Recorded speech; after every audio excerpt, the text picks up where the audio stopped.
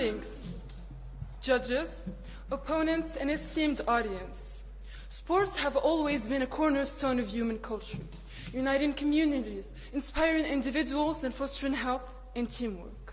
When we say this House believes that sports broadcasts should be free, we're arguing that these events should be available to the public at no cost, ensuring universal accessibility regardless of socioeconomic status. This motion is built on the understanding that sports are not merely entertainment.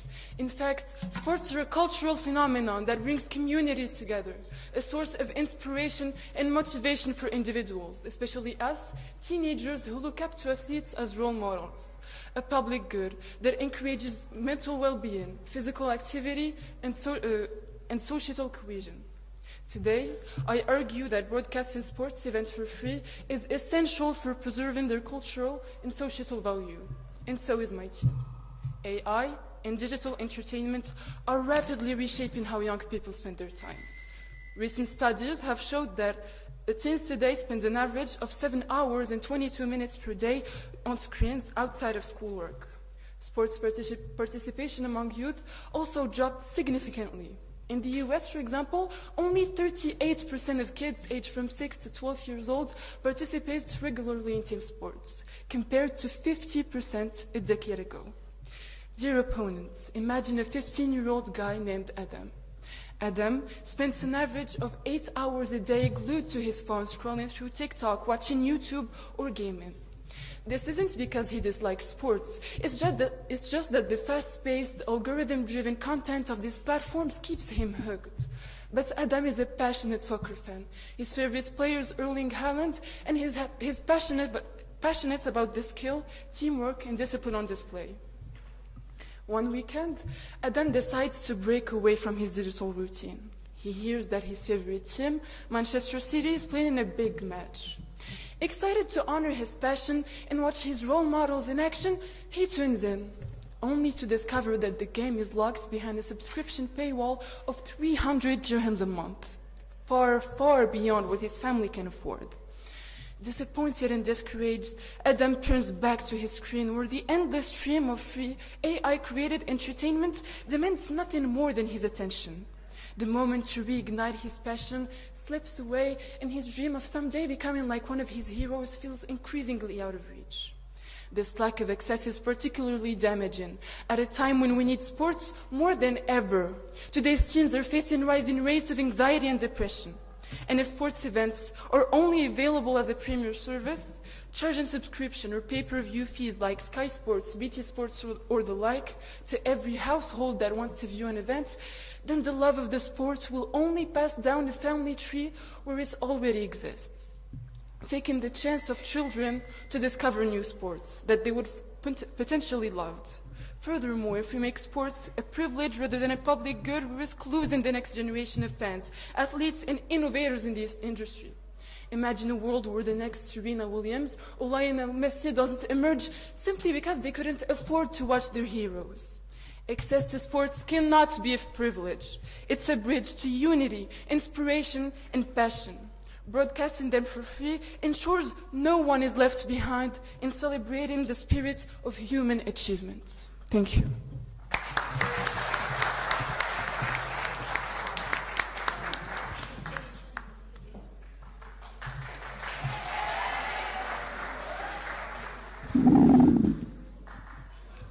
Good morning, respected judges, fellow debaters, and our audience. Today we are here to debate a topic that sounds great at first. Should sports be broadcast for free?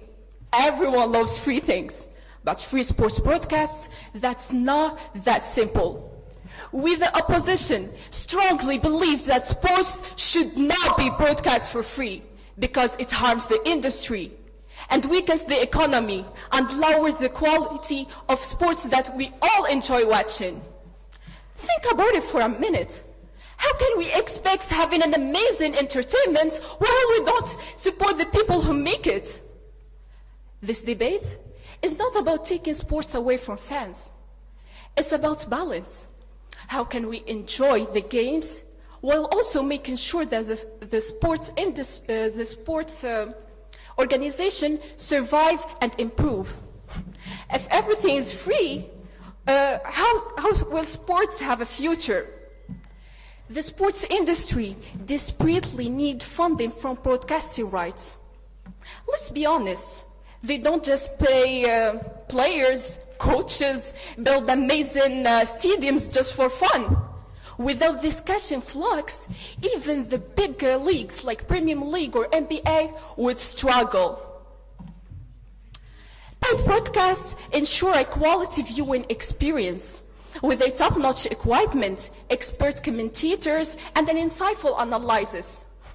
Free broadcasts, on the other hand, look like they were shot on a potato with a commentary from your uncle who only watches sports once a year. And let's talk about fairness for a minute. Paying for sports is about giving fans a choice. If you are a diehard sports fan, you can enjoy premium content. But if everything was free, everyone would be paying, whether you watch sports or not, through higher taxes and more annoying ads. So please, if we choose to not pay for sports, we miss out on the comfort of watching them. Thank you so much.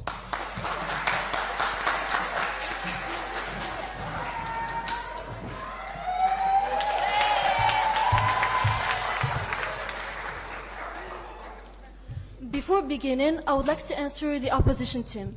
They talked about the people who make the sports events, but let's not forget that they get paid by sponsorships and advertisements.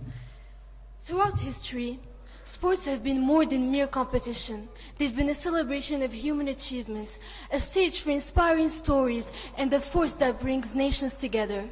Yet, today, this universal experience risks becoming exclusive, accessible only for those who can pay for it. But sports represent far more than just games. They're battles that unite people, inspire hope, and create a sense of belonging. Ladies and gentlemen, esteemed judges, dear opponents, good morning. How would it feel to be excluded from moments that bring millions of people together, whether it's the cheer of a crowd during the World Cup or the unity of a nation during the Olympics? This universal passion forms the heartbeat of humanity, a language spoken and understood by all, regardless of differences or borders. However, by putting it behind paywalls, we risk silencing this heartbeat for millions. Excluding people from sports creates chaos, but it doesn't have to be a pit we fall into. Instead, free broadcast can be the ladder we climb to build a more united world. However, this unity depends on the choices we make. In the world of sports broadcast, you either unite or divide. There is no middle ground. Broadcasting sports for free isn't just fair, it's a duty to society. And a perfect example for that is the 2022 FIFA World Cup, where everyone around the globe witnessed moments of joy, like Lionel Messi's crown and glory, the Moroccan team surprising the world with their incredible skills, and Korean supporters showing their good manners by cleaning the stadiums after each match. This wasn't just about a trophy. It was about nations united, cheering together. Imagine if such moments were locked behind paywalls. How many would have been excluded from this collective celebration? Unfortunately, not all sports are this accessible. Take Formula One, a sport renowned for its speed, strategy, innovation, is also among the most expensive to attend. So, for most fans, tuning into broadcast is the only way to experience the thrill of the race. While it's true that most Formula One broadcasts require payment, this very model limits the sport's accessibility and its potential to unite fans globally. Imagine how much more impact this sport would have if it were broadcast for free. Ladies and gentlemen, take a moment to reflect on the countless unforgettable memories that millions of people cherish. Memories that would simply not exist if every single sports event came with a price tag. Imagine missing out on the excitement of the Olympic Games, The thrill of the Super Bowl, the elegance of Wimbledon, the passion of the Rugby World Cup, or the endurance of the Tour de France. These events unite us, inspire us, and create moments that transcend borders. And yet, how much would we lose if they weren't accessible for everyone? When sports are free for all, the entire community survives and thrives. The ones who create barriers should be the ones to take the consequences of dividing society. It's crucial that we hold them accountable and break these barriers for everyone's benefit, because by broadcasting sports for free, we ensure unity and fairness for everyone. Thank you.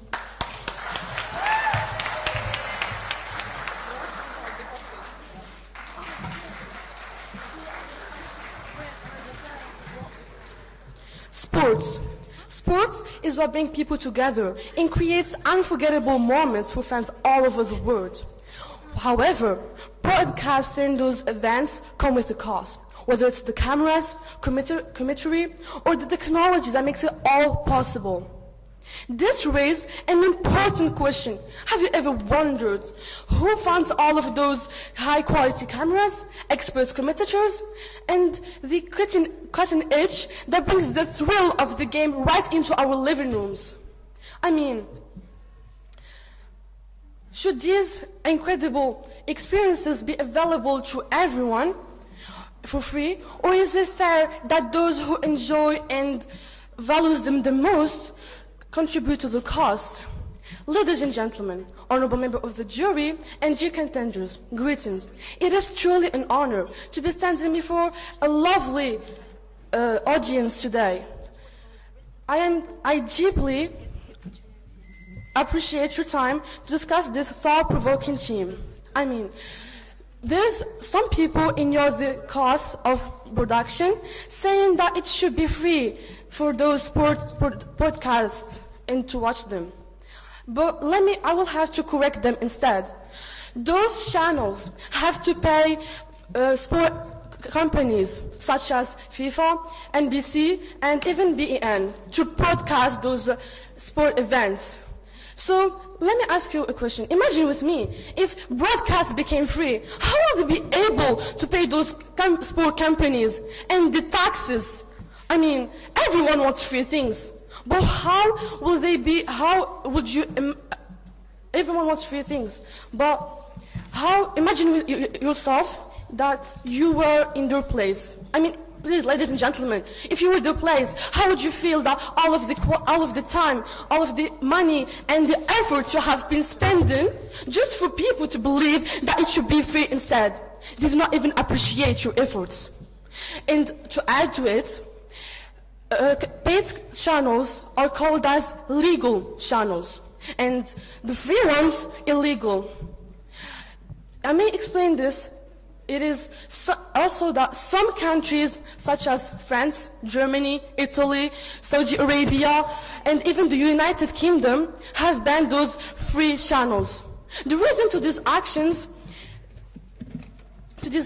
reflects a global effort to enforce broadcasting rights, combat piracy, and ensure that sports content is broadcasted through authorized and legal channels. Ladies and gentlemen, please keep in mind that nothing is free in life. And dear contenders, stop expecting people to pay for it and think about your words again. Because those words that you are spitting out of your mouth they affect people's jobs and companies' benefits. Thank you.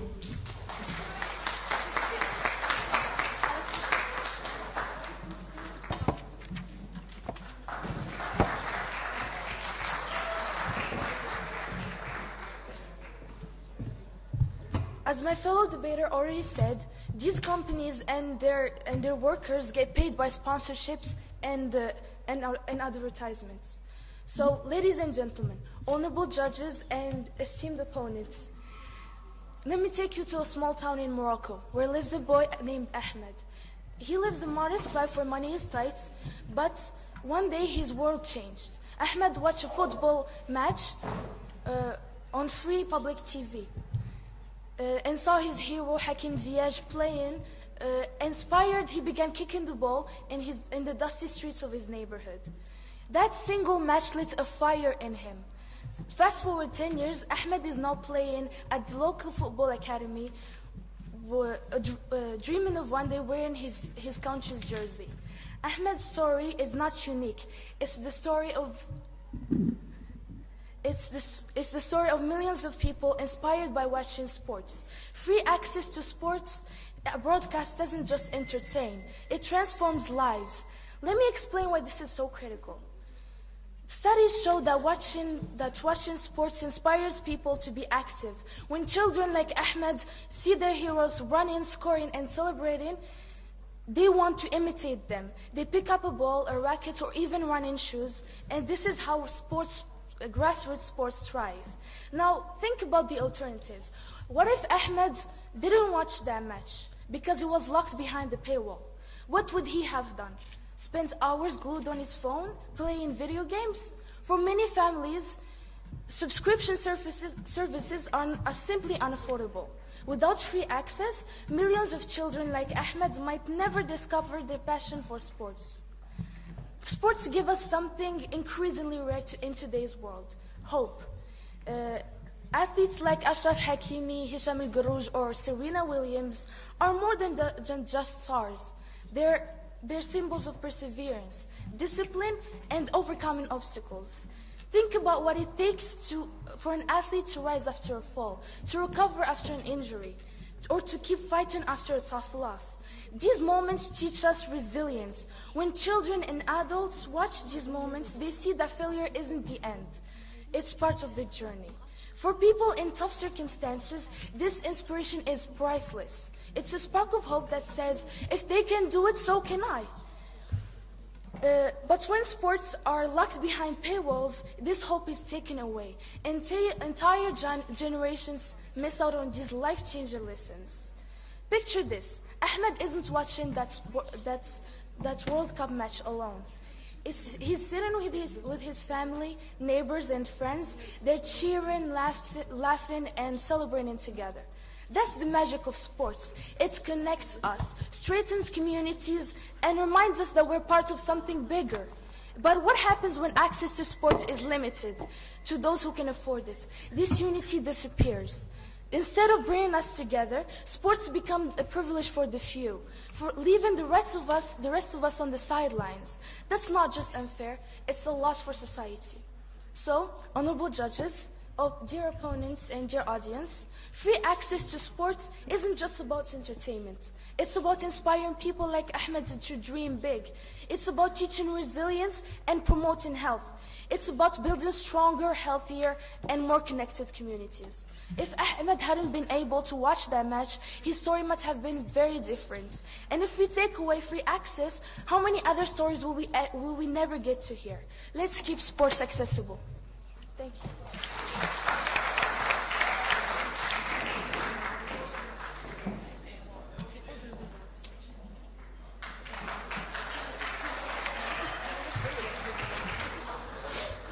Dear audience, dear members of the jury, and fellow opponents, good morning.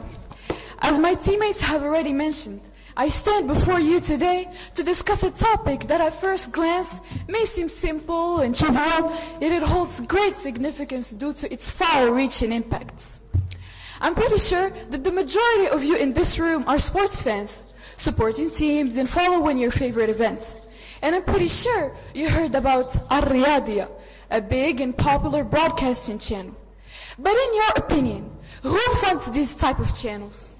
It's the government, obviously. Instead of investing their money in crucial areas like healthcare, education, or infrastructure, they spend millions on free broadcasting with no financial return.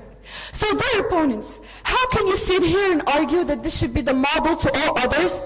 Isn't it more fair to invest that money in crucial areas and help our community's quality of life? And I know you might say, well, what about all the poor people who can't pay for such things? Well, the answer is easy. One key word: cafes. Nowadays, cafes not only exist in cities, but also in small villages, and they all broadcast sports events. Let me tell you a story about Ahmed, a cafe owner I met during the World Cup.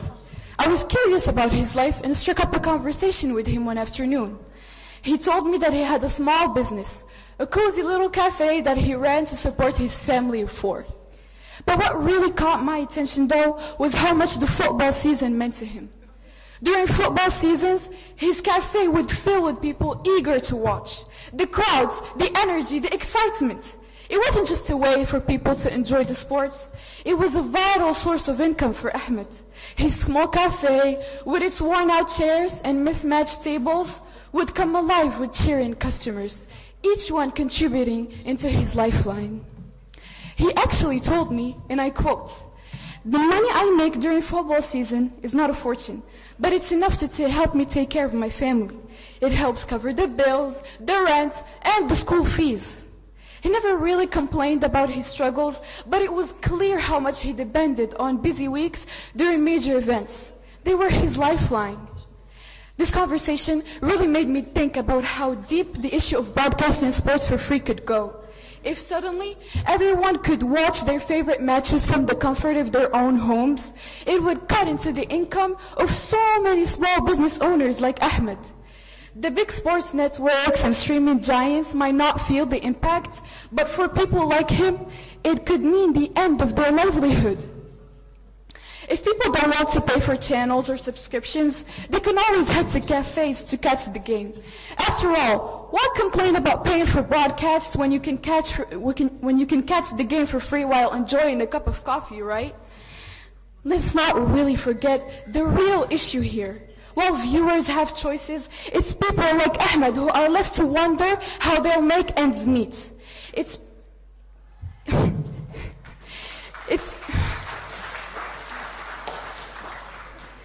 easy to argue for free broadcasts when you're sitting on the couch, but for small business owners, it's a much tougher game to play. For them, football season isn't just about the game. It's a way to keep his family fed, clothed, and together. Ahmed's story is just one small piece of a much bigger puzzle that small business owners are trying to solve every single day. Before I leave, I would like you to remember, before you complain about paying for channels, you should remember that there is always a price to pay for what we enjoy. Thank you.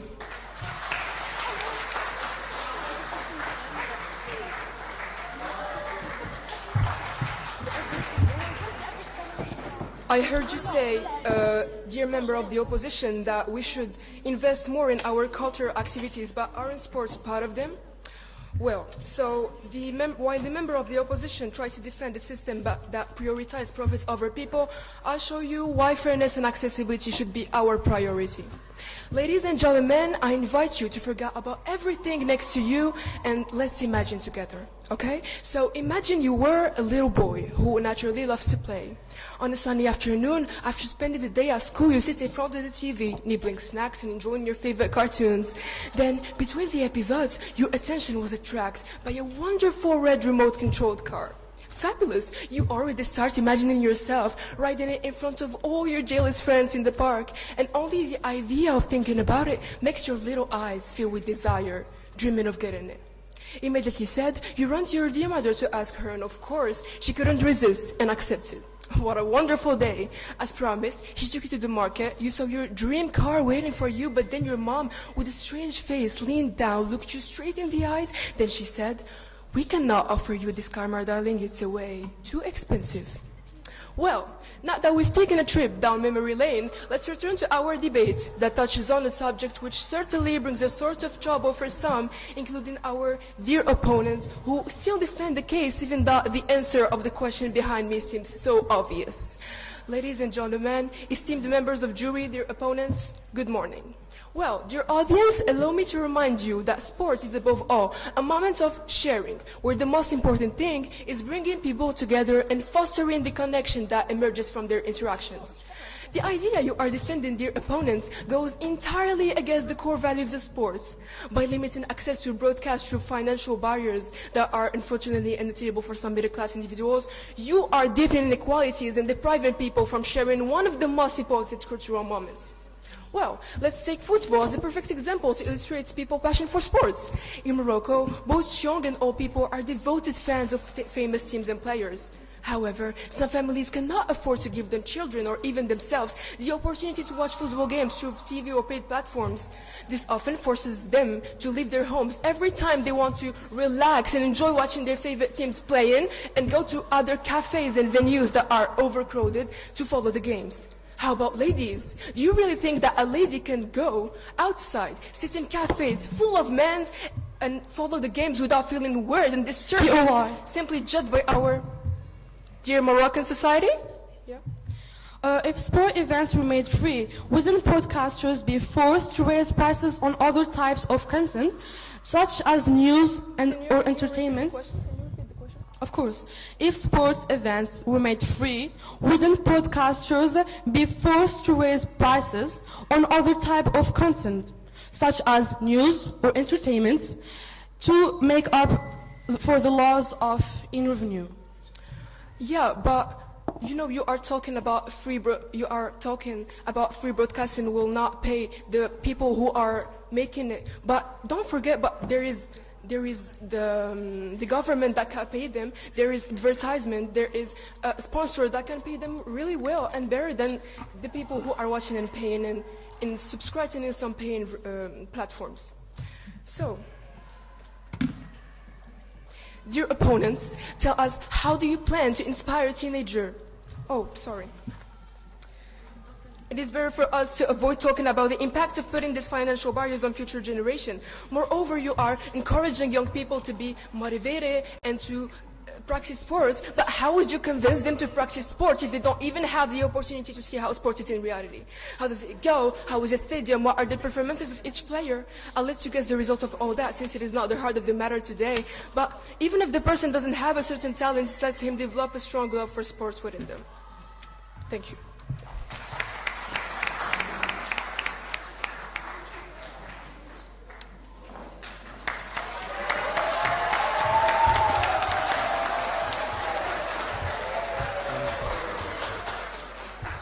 Good morning, esteemed judges, honorable opposition, and beloved audience. Before I start, I'd like to respond to the Prime Minister. She said that she really cares about poor people and accessibility. But did you know that the money generated can help Adam live a decent life if he was poor? And to respond to the story of Ahmed, of the member of the government. Kids like Ahmed, they need to support their families. They're poor. And did you know that the money generated by sponsors can really help in providing them a decent life? So, what's more important, passion or survival? Thank you. Broadcasting sport events should be free. And let's face it, you standing there arguing for free access, aren't you the same person who yells at the screen when the stream lags for half a second? The same person who throws the biggest tantrums over missed replay or bad commentary? Let's be honest, if sports broadcasting went free, you'd be the first one to lose it, blaming everyone but yourself. Pathetic, all because you demanded something for absolutely nothing. Free sports channels would be a complete disaster. The quality would plummet, the stream would freeze, mid-play, games interrupted, over a winning goal over and over again. It will be a daily thing. So that's the reality of what you're asking for. Free access means broadcasters lose the resources they need to make the perfect expectations you want. No expert coverage, no state-of-the-art camera angles, no... How do you think that Adam will help his family? By working? No, I mean Ahmed. No, not by working. By? But by the money generated for poor people. Because, as if you don't know, in the FIFA World Cup 2022, the money generated by stream and stuff, 1 billion of it went to the poor families. They built school. They gave money and aid to the poor people. So paying accessibility is not selfish as you think. Thank you.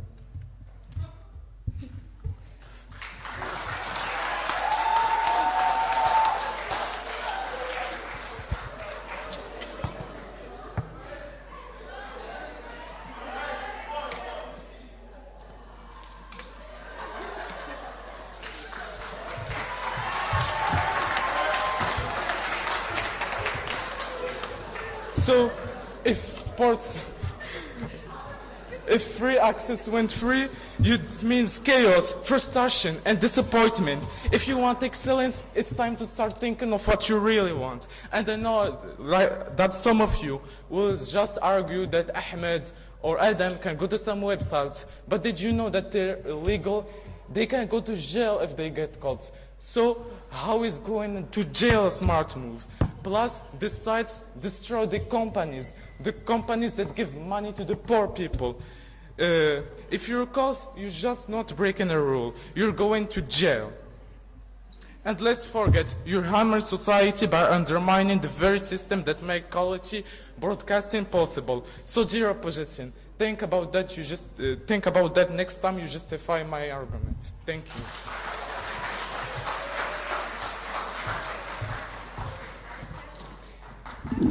Dearest opponents, coaching a footballer who gets just enough money for bills? The average footballer gross salary is 100,000 millions. Dearest opponents, you're out here confidentially defending that sports broadcast should be remunerated. But can't any of you see how much our country suffers from extreme poverty? 50% of the population lives in low-income conditions, struggling to live and fulfill everyday's basic needs. And as if their financial issues weren't enough, you're taking away one of the only things that brings them joy: watching sports events altogether. How dare you steal other people's joy as if it's your right to crush their spirits for your own selfish gain? Dear audience, if there's a lesson I'm desperately hoping will reach all of you while quitting this room, it's recognizing what matters far more than what money ever could. You. Cash is never going to be worth the cost of someone else's happiness, because at the end of the day, no one wins if happiness is stolen. Thank you.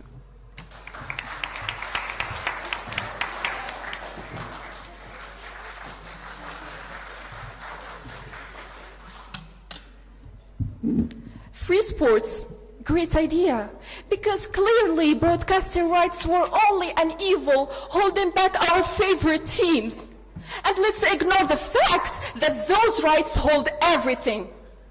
If everything was free, we could kiss goodbye to the thousands of jobs that keeps the sports industry running. Who cares about the quality or the future of our favorite teams, right? Free sports? That's not just a bad idea. That's a completely joke.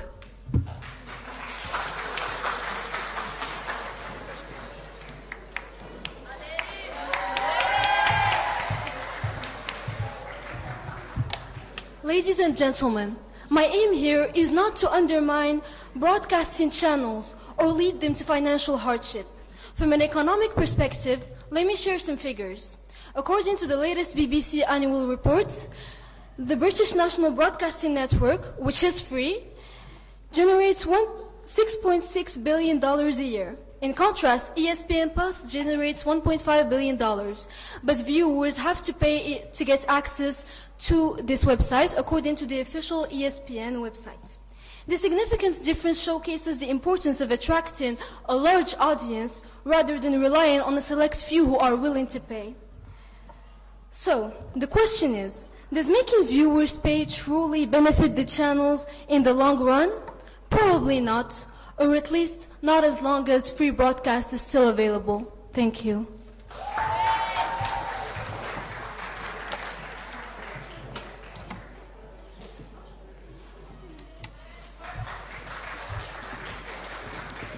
Welcome again, ladies and gentlemen. I would like to answer the Prime Minister who said that free podcasts should be free because of the high price. But instead of going to channels who are supported by the government, you go to channels who are illegal. I mean, we are citizens. Why should we go to channels who are illegal and see the credit from the legal channels? And plus, we can take an example. Schools. We have two different types of schools, the public ones and the private ones. Public ones, everyone can afford it, but the private ones, it's about the quality. I mean, why do we go to private schools? Not anyone can afford it, but it's about the quality, the education, everything. It is just like this. It's not about the free podcast, but it's about the quality. Thank you.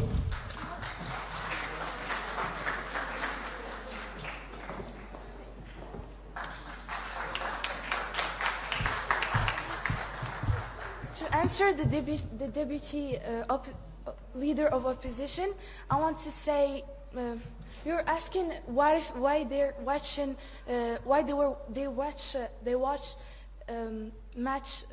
matches on football matches on illegal websites. Well, you've taken away from them the possibility to watch free public matches on free public TV.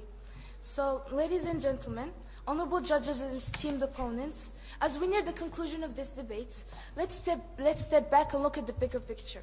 Sports are more than just games. They're shared experiences that define cultures and inspire movements.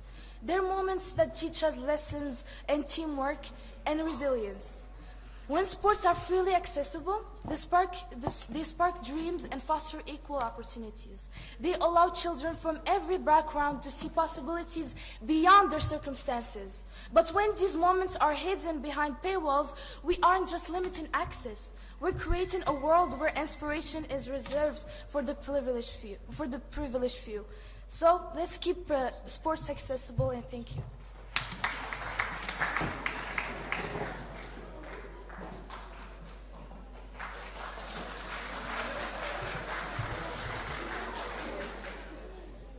First, I would like to address the government whip, who didn't really answer the POI question, avoided the most important part of the question, which is the rise in price of all other types of content if broadcasting sports become free. Your answer really shows and speaks for itself, because I'm sure you know the consequences of what you're supporting. And for the member of the government, many sports leagues, especially major ones like the NFL, Premier League, and NBA, rely on lucrative international broadcasting deals to fund their operations. These deals are often negotiated with the assumption that sports will be part of exclusive subscription-based packages. If sports were broadcast for free, international broadcasters might lose interest, and these leagues could lose millions of dollars in revenue. The financial burden could trickle down to the players, teams, and staff. Thank you.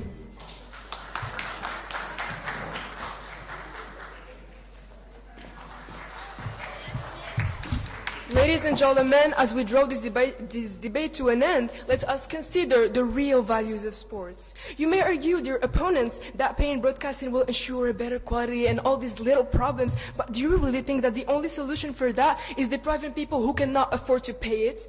Well, let me announce you that you are turning sports into a privilege to people who have the financial means, rather than letting it free for everyone, since it is a right for all. Sport is not just a way to entertain oneself. It is also a way to improve the mentality, to develop a certain logic, to inspire people and develop a strong love for sports within them. And guess what? All these values aren't built naturally within people. Thank you.